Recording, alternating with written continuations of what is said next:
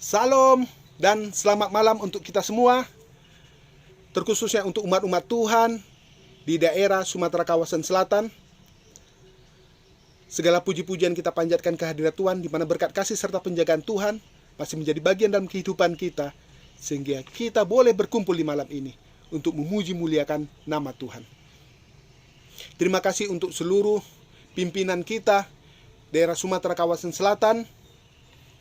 Terima kasih untuk Ibu Pendeta Laste Wijaya yang telah mengkoordinir acara ini sehingga berjalan dengan baik. Dan terima kasih untuk seluruh partisipan yang telah ambil bagian di malam ini. Sebelum kita mendengarkan firman Tuhan, baiklah kita mengundang Roh Kudus Tuhan untuk mengurapi hati pikiran kita masing-masing di malam ini. Mari kita berdoa. Ya Tuhan kami yang berada di kerajaan surga, terima kasih atas berkat Tuhan. Kami telah menyiapkan hati pikiran kami Tuhan untuk mendengarkan firman Tuhan. Biarlah Roh Kudus Tuhan hadir di tengah-tengah kami, mengurapi hati pikiran kami sehingga dapat mengerti dan memahami firman Tuhan.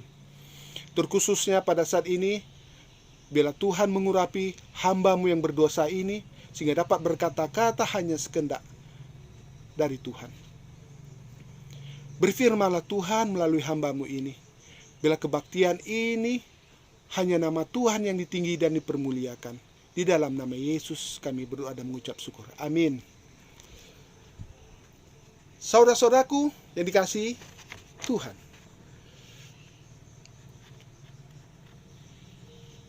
terima kasih untuk seluruh pimpinan kami yang telah memberikan kepercayaan kepada saya untuk memberikan firman Tuhan di hari yang ke-15 ini. Walaupun pertemuan kita ini melalui daring atau online, namun setidaknya kita masih bisa berkumpul dan memuji muliakan nama Tuhan. Dan biarlah ini tidak mengurangi pertumbuhan iman kita dan kesetiaan kita kepada Tuhan. Pada saat ini, di tengah pandemi kita, pandemi COVID-19 ini, wabah ini telah mempengaruhi semua aspek kehidupan umat manusia. Tidak hanya umat-umat Tuhan, tapi seluruh manusia pada saat ini merasakan dari wabah pandemi ini. Anak-anak kita sering bertanya-tanya, kapan pandemi ini berakhir? Kapan papa, kapan mama wabah ini akan berakhir? Besar kerinduan mereka untuk bersekolah kembali, berkumpul bersama teman-temannya, dan beraktivitas dengan normal seperti biasa.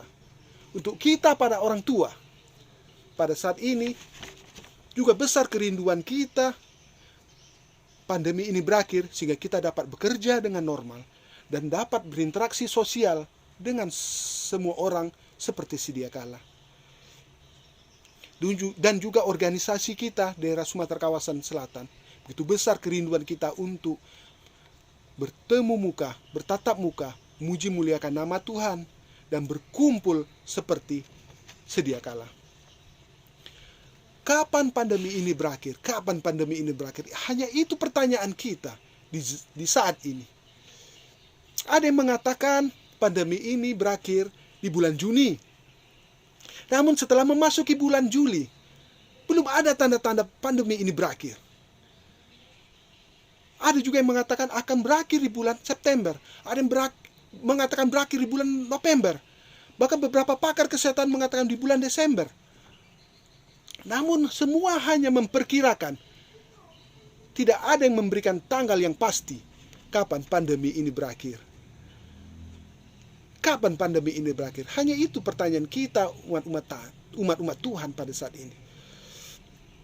Jika kita lihat dalam perjalanan iman kita pada saat ini, kita juga memiliki pertanyaan yang sama. Namun pertanyaan adalah, kapan Yesus akan datang segera? Kapan kedatangan Yesus itu? Itu pertanyaan yang besar kepada kita pada saat ini. Judul renungan yang diberikan kepada saya untuk saya bawakan pada malam ini, di malam yang ke-15 ini adalah meratap atau bersorak. Meratap atau bersorak.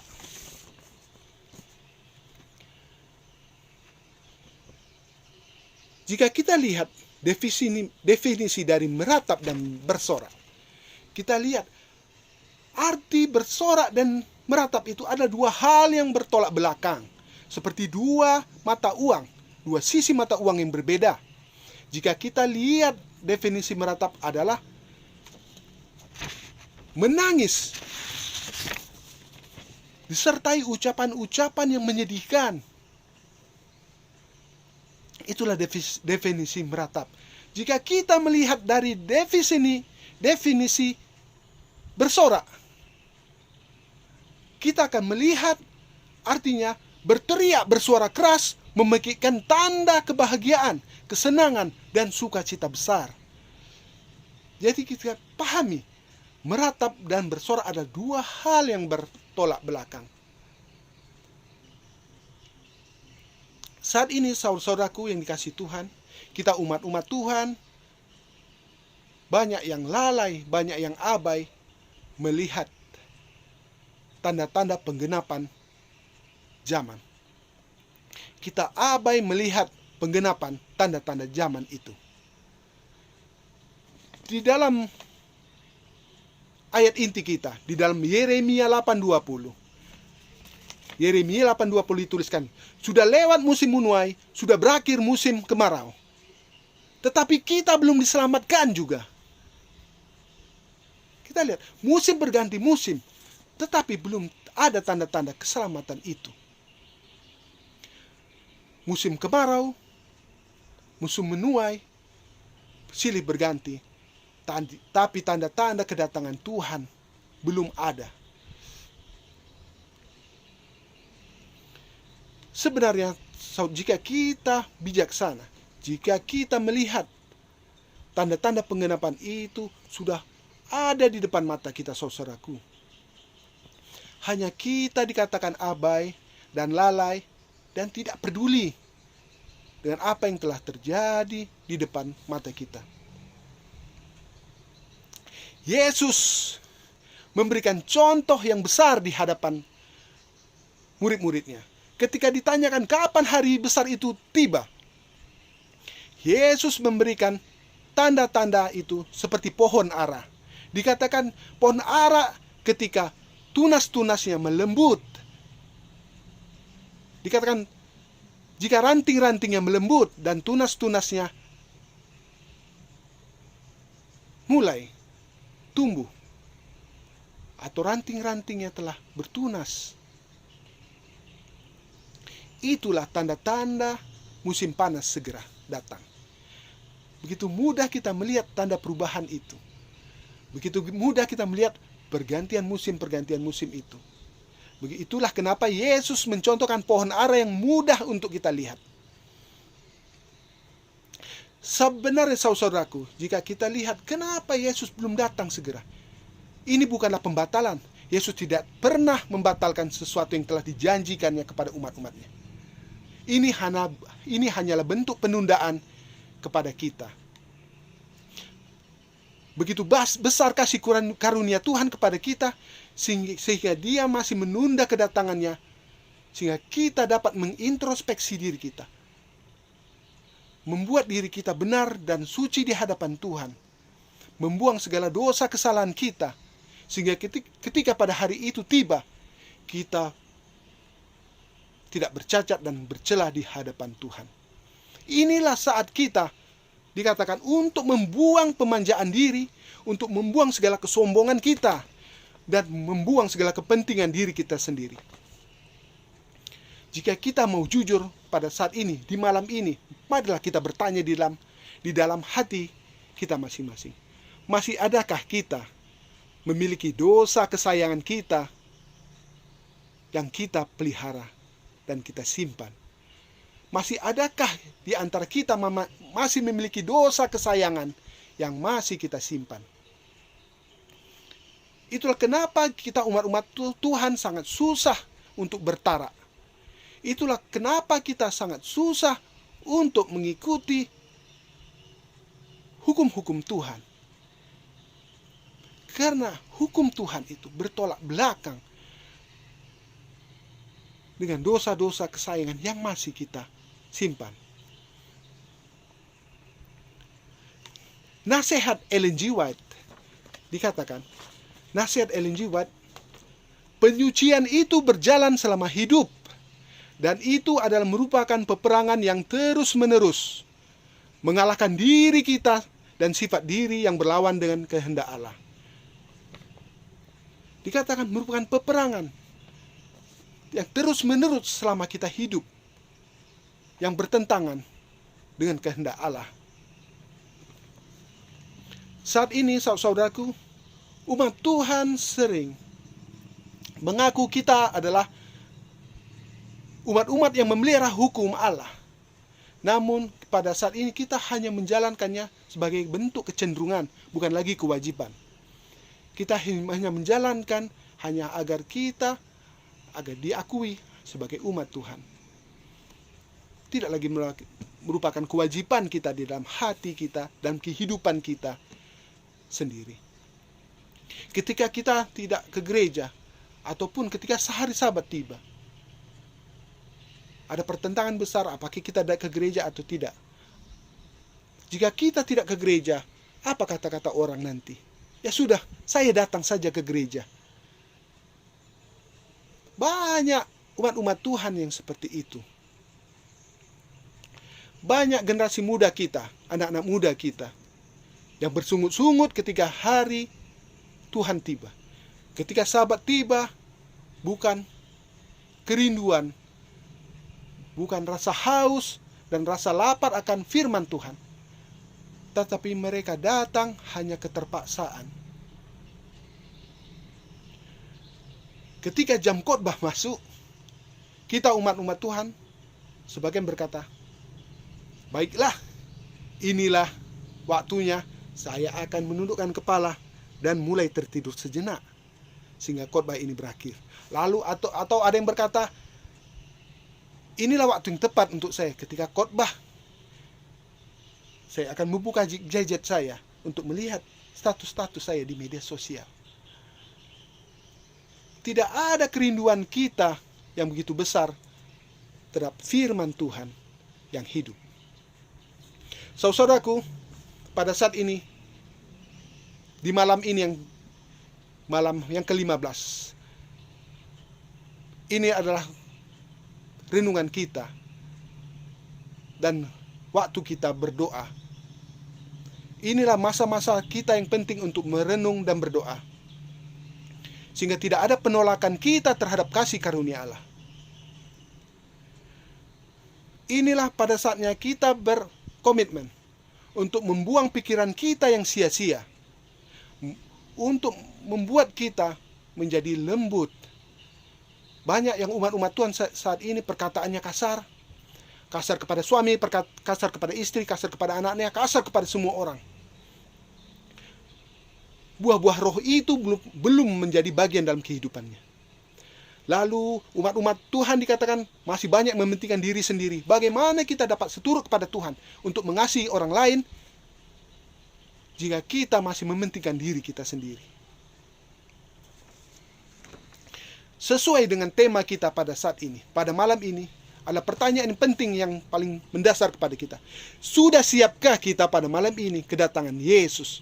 Sudah siapkah kita pada malam ini menyambut kedatangan Yesus? Apakah Yesus datang nanti malam? Apakah Yesus datang besok pagi? Apakah Yesus datang lusa hari? Pertanyaan yang paling mendasar, sudah siapkah kita dengan segala dosa kesalahan kita, dengan segala cacat kerohanian kita, dengan segala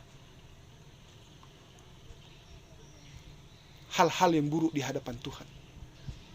Sudah siapkah kita berdiri hadapan Tuhan dengan segala semua itu? Saat ini biarlah kita berkomitmen seperti emas dan perak yang dimurnikan. Biarlah kita seperti emas yang telah suci, dan biarlah kita seperti perak yang murni. segala kekotoran-kekotoran itu telah dipisahkan. Di dalam buku Christ Object Lesson di halaman 360, Ellen G. White menasihati kita. Inilah penyucian yang benar, karena penyucian itu terdiri dari kegembiraan, melakukan tugas-tugas sehari-hari dalam penurutan yang sempurna kepada kehendak Allah. Saya garis bawahi, terdiri dari kegembiraan. Lalu jika kita buka Alkitab kita di Yesaya 65 ayat 14 dikatakan, sesungguhnya hamba-hambaku akan bersorak-sorai karena gembira hatinya. Tetapi kamu akan mengerang karena sedih hati dan kamu akan menangis karena patah semangat. Jika kita umat Tuhan, bila kita senantiasa membersihkan hati pikiran kita, menjauhkan kita dari segala perbuatan-perbuatan dosa. Seperti nasihat Ellen G. White, setiap hari kita menyucikan diri kita, bila kita tetap melakukan penurutan kepada Tuhan dengan hati yang bergembira. Saudaraku, inti nasihat kita di malam ini adalah kita mengalami berbagai macam musim. Berbagai macam musim yang kita lalui dengan penderitaan, kadang-kadang dengan kebahagiaan. Tapi yakinlah dan percaya, kita dapat melewati itu semua. Karena dikatakan apa? Karena kita melaluinya, karena ada pertolongan Yesus di dalam kehidupan kita. Dan yang paling penting, yang membuat sukacita yang besar bagi kita umat-umat Tuhan malam ini adalah janji keselamatan Tuhan yang akan digenapi. Kita baca di Yesaya 29 ayat 19. Orang-orang yang sengsara akan tambah bersukaria di dalam Tuhan. Dan orang-orang miskin di antara manusia akan bersorak-sorak di dalam Yang Maha Kudus, Allah Israel. Apapun kehidupan kita, apapun yang kita alami pada saat ini, menjelang kedatangan Tuhan Yesus, biarlah kita senantiasa setia di hadapan Tuhan. Kita bersorak-sorak, bersukacita, bergembira, karena kebenaran Tuhan itu akan dibukakan di hari penghakiman nanti, bahwa kita adalah umat-umat yang setia, yang telah membuang dosa kesalahan kita umat-umat yang tidak bercacat dan bercela di hadapan Tuhan. Itulah kegembiraan kita. Ada pertanyaan penting untuk kita semua pada malam ini. Kenapa kita harus bersukacita? Kenapa kita harus bergembira? Jawabannya adalah kita bisa mencontoh di kitab Mazmur. Di sepanjang Mazmur Daud menceritakan mengenai perbuatan-perbuatan ajaib Allah, kesetiaan Allah, keadilan Allah, dan untuk semua bangsa dan umatnya. Rahmat Allah. Dan yang terutama kegembiraannya adalah keselamatan Allah untuk umat-umatnya yang setia.